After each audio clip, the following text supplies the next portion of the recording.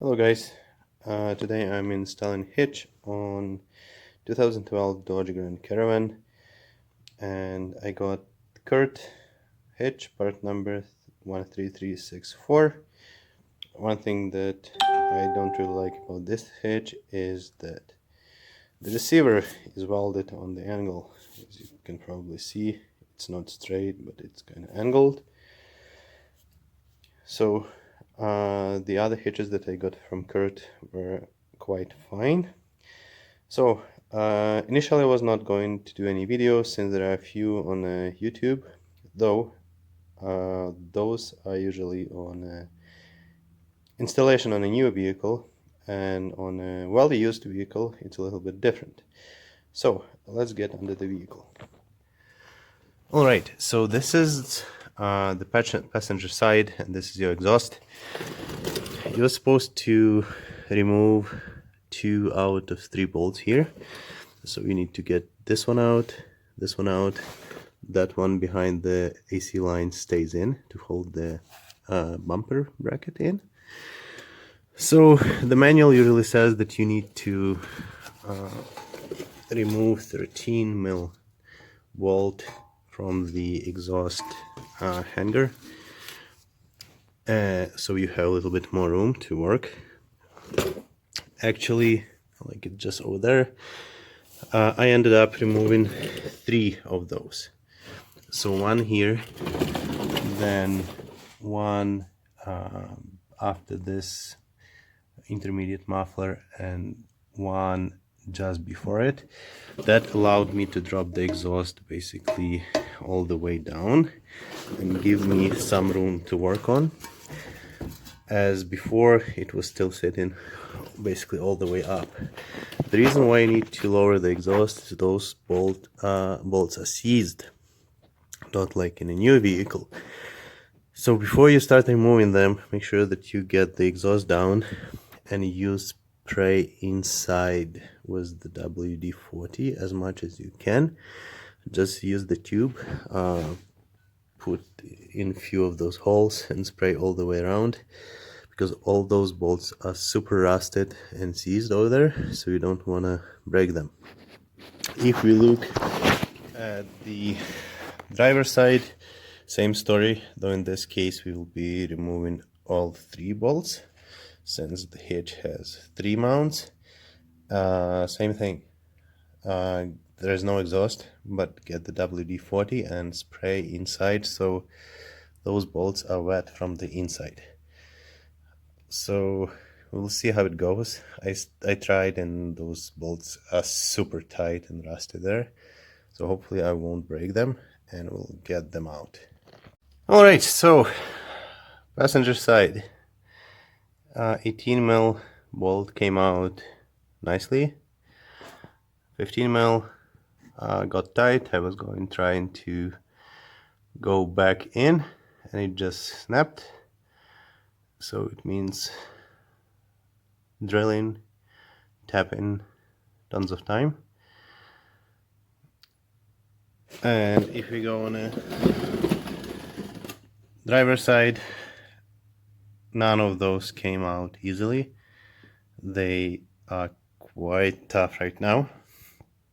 So in order to prevent any other breaks or bolts, I'll be using torch to heat it up and get them out in one piece.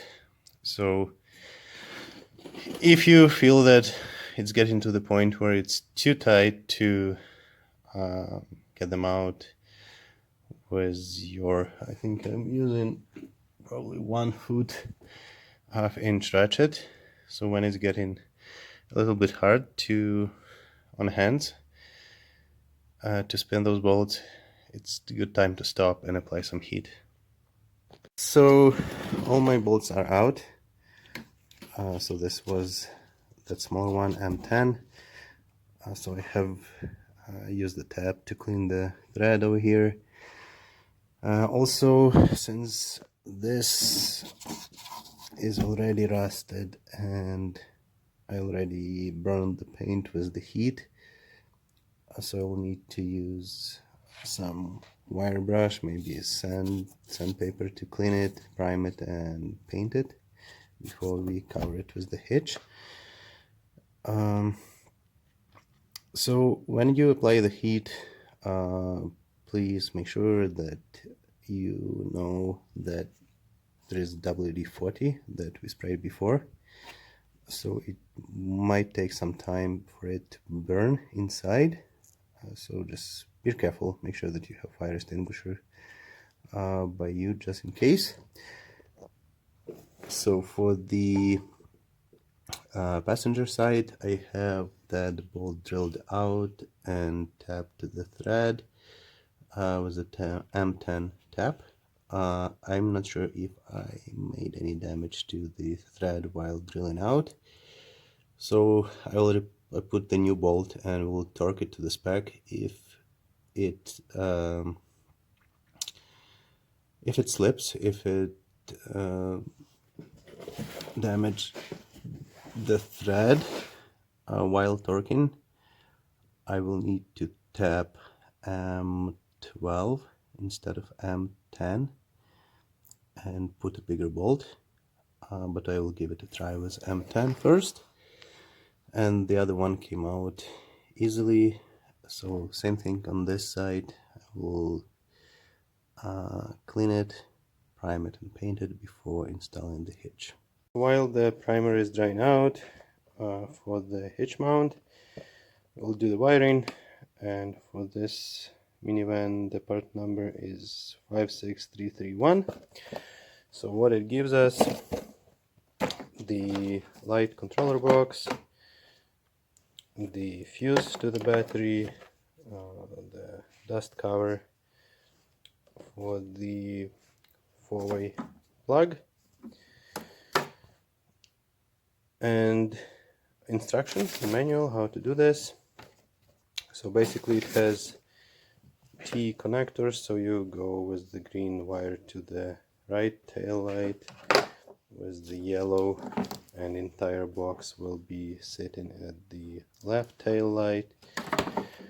The only thing that I would add, use the plastic loop on all the wires that will be exposed to the road and to the salt, and basically any wire that goes under the vehicle. I would cover with the plastic loop, and mostly that will be the wire going to the right tail light, and also this wire that will be going to the battery, and also the wire with actual connector to the trailer. I will cover them with the plastic loop before you do anything, and then we'll put them through the openings under the vehicle. Right, so all the wires going under the vehicle are in those plastic looms. The ground wire, they provide self-tapping screw, so you just go through the metal. Over here you connect your left tail light T, and then you need to connect the power wire that goes straight to the battery. They provide this type of butt connectors. I don't really like them since they do not seal. So instead of using this type of connectors where you crimp it and then apply some heat and it will shrink, and then in such case, if there is moisture, and there will be, it won't get in, so you won't have any issues along the road in terms of corrosion. And also when you heat it like that, it shrinks and seals, so the connection is super reliable. So now what we can do to get this part done, we will clean some area just over here, just below the tail light, and we were provided with the double-sided tape to tape this box on. The box is attached, So now we can use the existing connector to connect the tail light and put the tail light back. Okay, so right now we will take the green wire. Right now it's in that plastic loop, this one, and we'll run to the passenger side tail light, and I think those brackets are good candidates to go behind them. We will be able to use hose clamps to use the zip ties to zip tie them to those brackets. But just make sure that, as I mentioned before, your wire is protected in a plastic loop, because there will be a lot of stones going this way from the tires. So we will run it under those brackets and to the passenger side tail light. Okay, so we have the connector on the passenger tail light, so now it's easy on this side. We need to get this plugged in and then plug our tail light and put it back. Alright, so before I connect that battery power wire to the battery, I'll install the hitch, just to make sure that the hitch is not on the way of the wire. So I usually do it this way, use the floor jack, have some balance weight over here, and you can basically do it by yourself, but it's strongly recommended to use the help of another person to get it in place and at least get the bolt started. So right now I'll just slide it in, raise it, and get it attached on those bolts. Alright, so the M10 bolt that I was drilling out, the thread didn't hold, so I was not able to torque it to 48 foot-pounds. So now what I need to do, make it bigger from M10 to M12. I'll be using tap and a drill to pre-drill the hole, and the drill size for this is 13/32. So make a hole bigger, tap M12 thread, and use bigger bolt. Alright, so the hitch is installed. So those 18mm bolts we torque to 86 foot-pounds, and 15mm we torque to 48 foot-pounds. Same on the other side, though since we have both M10 or 18mm bolts right now here, those bolts were torqued to 86. This is how it looks from the back, and I didn't have to cut any bumper pieces out. It just fitted right under the bumper, what is just perfect. So now we can run that wire to the battery. So I'll do a quick rundown for the wire that goes to the battery. So it came out of here, then to the frame, and to the brake line. So here the main point is to follow the brake line as much as you can.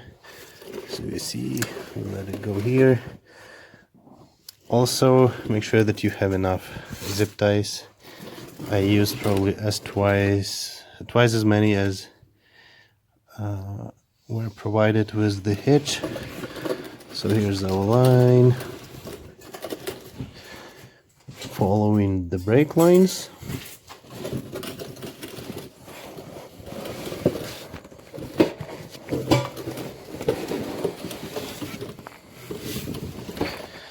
And that's where it went, under the hood.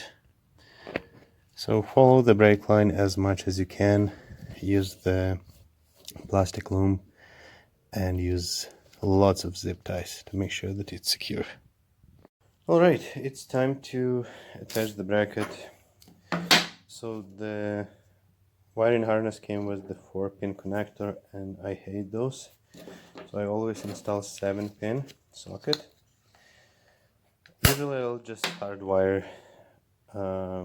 the harness into the socket and then output another 4-pin. So I have both 4-pin and 7-pin.